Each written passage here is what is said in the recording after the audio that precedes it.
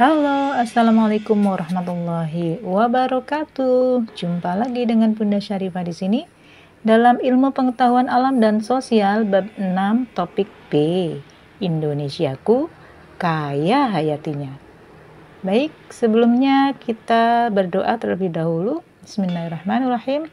Raditu billahi robba wa bil islami dina wa bi muhammadin nabiyya wa rasulah rabbi zidni ilma warzuqni fahma. Amin. Baik ya. Untuk topik B kali ini ada percakapan ya antara dua sahabat. Yang satu bilangnya seperti ini. Kemarin ketika beli pisang di pasar, aku melihat banyak jenis pisang.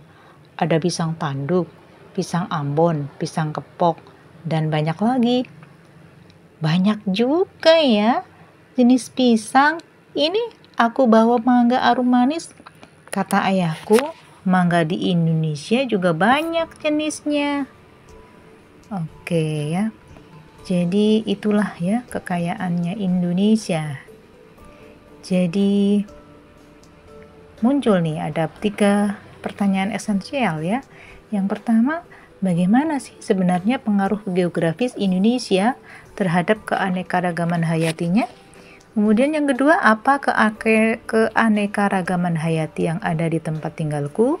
Kemudian yang ketiga, apa manfaat memiliki keanekaragaman hayati? Baik, Indonesia itu merupakan negara yang terkenal dengan keanekaragaman hayatinya. Sebagai negara kepulauan, membuat tempat tinggal kita ini menjadi rumah berbagai jenis flora dan fauna, baik itu di darat maupun di laut. Selain itu, Indonesia juga memiliki beraneka macam suku. Keanekaragaman hayati menerangkan tentang berbagai macam kehidupan.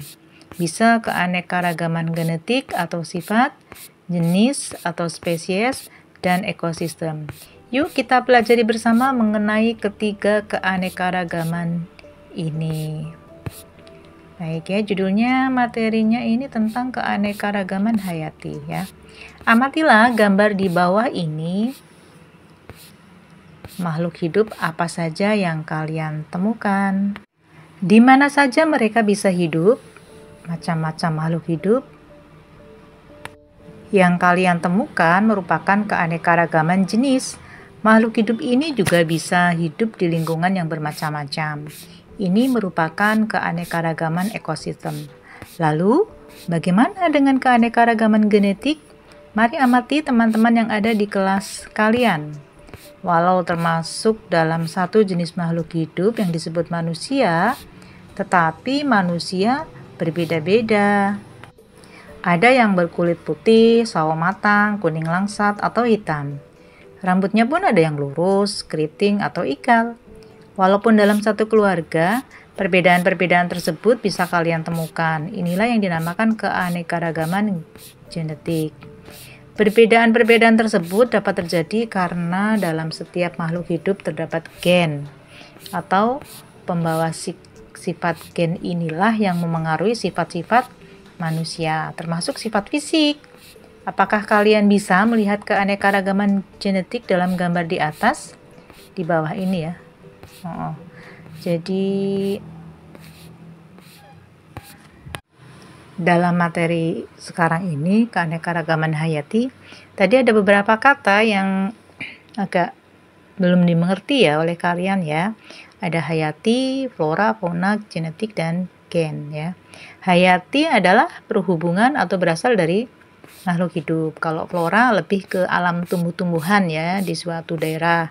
Kalau fauna itu dunia hewan di suatu daerah. Kalau genetik itu berhubungan dengan keturunan atau gen. Sementara gen itu bagian sangat kecil dalam tubuh kita yang membawa sifat keturunan. Oke, mari kita mencari tahu ya. Setelah membaca teks keanekaragaman hayati, jawablah pertanyaan berikut pada buku tugas kalian ya. Yang pertama, apa saja contoh keanekaragaman jenis, ekosistem, dan genetik yang ada di lingkungan sekitar kalian? Yang kedua, dilihat dari kondisi geografis dan alamnya. Mengapa Indonesia memiliki keanekaragaman hayati? Nah, jadi perhatikan juga ya kondisi di Indonesia ya, seperti musim, habitat, dan macam-macam bentang alam untuk mendukung jawaban kalian. Sebab itu semua mempengaruhi keanekaragaman hayati yang ada di Indonesia. Oke? Selanjutnya kita lakukan bersama ya, mencari informasi tentang keanekaragaman flora dan fauna Indonesia. Yang pertama, mari kita mempelajari keanekaragaman flora dan fauna di Indonesia. Kalian akan mencari informasi dengan melakukan wawancara kepada orang-orang di sekitar sekolah. Nah, sebelum memulai kegiatan ini, baca terlebih dahulu nih petunjuk berikut ini. Yang pertama, siapkan buku tugas kalian ya. Yang kedua, buatlah 2 buah pertanyaan yang akan kalian tanyakan saat wawancara. Misalnya mengenai flora dan fauna khas daerah tempat tinggal kalian, atau flora dan fauna lain khas Indonesia. Oke, yang ketiga nanti buatlah sebuah tabel untuk menyimpan informasi yang kalian dapatkan dari hasil wawancara ya. Nah, informasi tersebut nanti mencakup nama orang yang diwawancarai siapa, jawaban dari kedua pertanyaan itu apa ya, kemudian paraf orang yang diwawancarai. Oke ya, tunjukkan pertanyaan dan tabel yang kalian buat kepada guru kalian. Jika sudah disetujui, mulailah kegiatan wawancara sesuai instruksi guru kalian. Yang kelima, nanti gunakan sopan santun ya dan etika yang baik saat melakukan wawancara. Pastikan semua anggota dalam kelompok ikut melakukan wawancara. Oke. Keanekaragaman flora dan fauna di Indonesia. Keanekaragaman flora dan fauna di Indonesia itu bisa dibagi menjadi 3 wilayah ya, yaitu wilayah Indonesia Barat atau Asiatis ya, Tengah dan Timur. Tengah dan Timur itu lebih ke Australis. Oke ya, wilayah tengah disebut juga dengan wilayah peralihan yang memiliki ciri khas tersendiri ya. Wilayah timur itu memiliki kemiripan dengan flora dan fauna Australia. Adapun wilayah barat memiliki kemiripan dengan flora dan fauna di Asia. Oke, kita bahas flora di Indonesia Barat. Wilayah ini memiliki curah hujan yang tinggi ya, sehingga floranya beraneka ragam. Pada wilayah ini terdapat hutan lebat yang ditumbuhi tanaman seperti meranti, keruing, rotan, dan jati yang bisa dijadikan kayu pertukangan. Selain itu ada tanaman kemuning, hutan bakau, dan rawa gambut. Oke ya. Sementara fauna yang ada di Indonesia Barat pada dunia mamalia umumnya memiliki karakteristik berbadan besar ya, seperti gajah, badak, rusa, banteng, kerbau, dan sebagainya. Tapi terdapat juga berbagai primata seperti bekantan, owa, jawa, dan orangutan. Kemudian reptil, ular, kadal, biawak, buaya, dan sebagainya. Burung, ada burung hantu, elang, merak, dan sebagainya. Kemudian yang khas lagi itu adalah ikan ya, berbagai macam ikan tawar itu ada di sini ya. Seperti apa saja ya ikannya, namanya ikan pesut, ikan mahakam, ikan nirwana ya, dan sebagainya. Ikan arwana kok, nirwana. Oke ya. Nah, ini ada bentang, ada penyebaran hewan di Indonesia ya. Fauna Indonesia bagian barat, bagian tengah, dan bagian timur. Oke, bisa kalian pelajari ya di sini ya. Ini tadi yang sudah Ibu sebutkan nama-nama hewannya.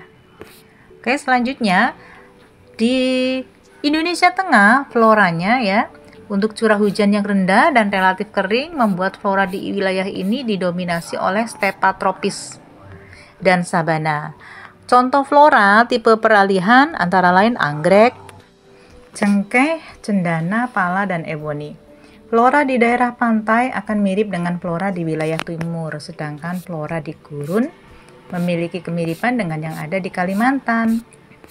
Oke, yaitu untuk floranya. Nah, sedangkan untuk faunanya di Indonesia Tengah itu jumlahnya tidak sebanyak wilayah barat dan timur ya. Jadi hanya ya untuk mamalia ada anoa, babi rusa, monyet hitam, kuskus, tarsius, dan sebagainya. Untuk reptilnya ada komodo, buaya, biawak, dan sebagainya.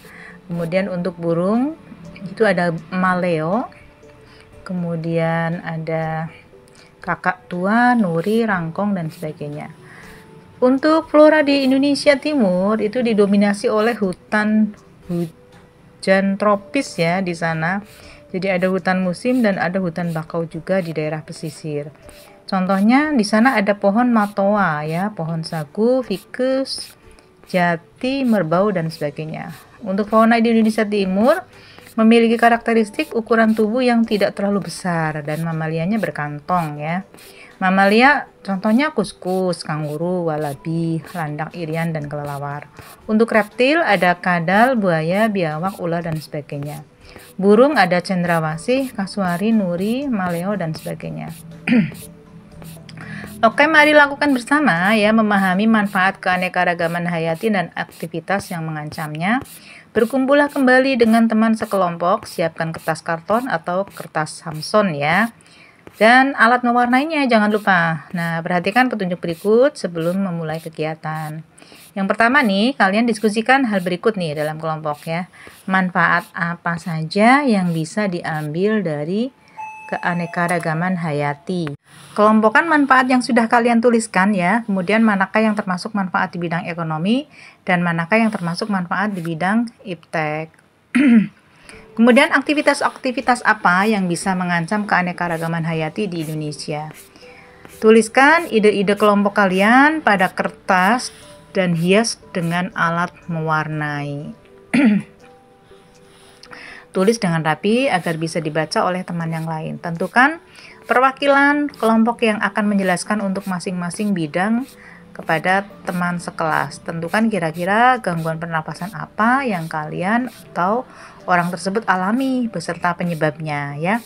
Oke, mari kita refleksikan bersama ya. Apa hubungan kondisi geografis dengan keanekaragaman hayati di Indonesia? Oke, sangat memengaruhi dan sangat berhubungan ya. Karena dengan kondisi geografis yang seperti ini menyebabkan hayati di Indonesia menjadi sangat beragam ya. Kemudian yang kedua, apa kekayaan hayati yang ada di daerah tempat tinggal kalian? Oke, itu ya ditulis saja apa yang ada di sekitar kalian ya. Apa manfaat yang bisa didapatkan dari kekayaan hayati tersebut? Kemudian yang keempat, apakah menurut kalian kekayaan hayati ini sudah dijaga dengan baik? Mengapa? Kemudian yang kelima, apa upaya yang bisa kalian lakukan untuk menjaga kekayaan hayati ini? Baik ya, mari kita belajar lebih lanjut tentang pemanfaatan sumber daya alam.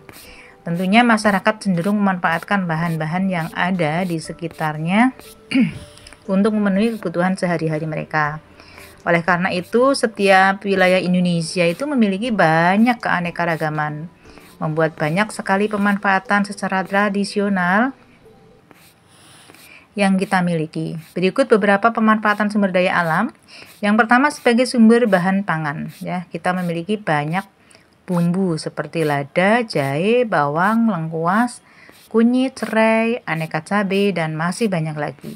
Bumbu ini membuat olahan masakan Nusantara menjadi beragam dan lezat ya. Ini di samping adalah gambar 6.7, gambar tentang berbagai sumber bahan pangan ya. Rempah-rempah yang ada di Indonesia itu sangat luar biasa ya. Yang kedua, sebagai obat-obatan. Banyak obat-obatan yang dibuat dari berbagai jenis hewan atau tumbuhan ya. Di antaranya cacing untuk membuat obat tipes ya. Kemudian ada apa itu? Dari hewan ya, ada teripang laut, itu juga bagus untuk gamat ya, dibuat gamat ya. Kemudian ada kulit buah kina, itu untuk obat anti malaria ya. Kumis kucing untuk mengobati infeksi saluran kencing. Kayu putih sebagai dasar untuk pembuatan minyak kayu putih. Ada juga untuk lambung ya, kunir gitu ya. Bagus sekali itu. Kemudian bisa juga sebagai bahan kosmetik ya. Tumbuh-tumbuhan juga bisa dijadikan bahan-bahan kosmetik dan perawatan tubuh seperti lidah buaya untuk penyubur rambut. Serai bisa diolah menjadi lotion ya, atau minyak untuk mengusir nyamuk. Nah, kemudian yang keempat, tumbuhan dan hewan tersebut juga bisa untuk memenuhi kebutuhan sehari-hari. Tahukah kalian bahwa selain dari kapas, pakaian juga bisa dibuat dari serat nanas ya, serat pisang dan eceng gondong. Indonesia memiliki banyak bahan alam yang bisa diolah menjadi bahan untuk membuat pakaian. Nah, Selain itu, perkakas dan bahan bangunan juga bisa diolah dari kayu, rotan, atau bambu. Dengan mencari tahu pemanfaatan keanekaragaman hayati oleh penduduk setempat, dapat membuka gerbang baru untuk ilmu pengetahuan dan teknologi, serta aktivitas ekonomi seperti perindustrian, perdagangan, pertanian, perkebunan, dan peternakan. Oke ya. Di bawah ini kalian lihat itu ada berbagai jenis obat-obatan tradisional ya yang berasal dari rempah-rempah yang ada di Indonesia. Oke. Selanjutnya memilih tantangan ya, saatnya kita memilih tantangan. Pemanfaatan keanekaragaman hayati di lingkungan sekitar. Untuk kegiatan tantangan, mari kita mencari tahu lebih dalam tentang pemanfaatan keanekaragaman hayati di daerah kalian ya. Carilah informasi mengenai satu, bumbu-bumbu yang biasanya digunakan untuk mengolah makanan khas daerah kalian. Yang kedua, obat-obatan tradisional atau kosmetik serta khasiatnya, alat musik tradisional dan bahan pembuatnya. Yang ketiga, kayu-kayu setempat yang sering dijadikan bahan perkakas atau bahan bangunan rumah.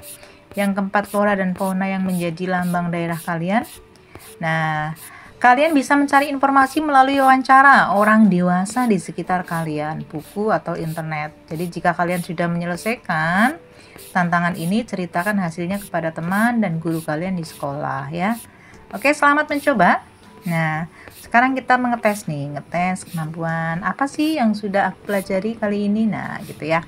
Yang pertama, keanekaragaman hayati itu dibagi menjadi keanekaragaman genetik, jenis, dan ekosistem. Kemudian, flora dan fauna Indonesia itu dapat dikelompokkan berdasarkan wilayahnya, yaitu wilayah Indonesia Barat, Indonesia Tengah atau Peralihan, dan Indonesia Timur. Kemudian yang ketiga, pemanfaatan keanekaragaman hayati di bidang ekonomi, seperti dalam bidang perdagangan hasil pertanian dan peternakan, serta pariwisata ya. Yang keempat, pemanfaatan keanekaragaman hayati di bidang iptek, seperti penelitian untuk obat-obatan, untuk kemajuan teknologi pertanian dan peternakan, dan sebagainya ya. Yang kelima, kebakaran hutan, penebangan dan perburuan liar, bencana alam, penggunaan bom ikan. Kemudian ada lagi pembuangan limbah beracun ya, itu merupakan hal-hal yang bisa mengurangi keanekaragaman hayati yang ada di Indonesia. Oke, untuk materi topik B kali ini sudah sampai situ ya terlebih dahulu ya. Kita tutup bersama dengan doa kafaratul majlis bersama. Bismillahirrahmanirrahim. Subhanakallahumma wa bihamdika asyhadu an la ilaha illa anta astaghfiruka wa atubu ilaik. Oke, sekian. Jangan lupa mampir di medsosnya Bunda Syarifah. Assalamualaikum warahmatullahi wabarakatuh.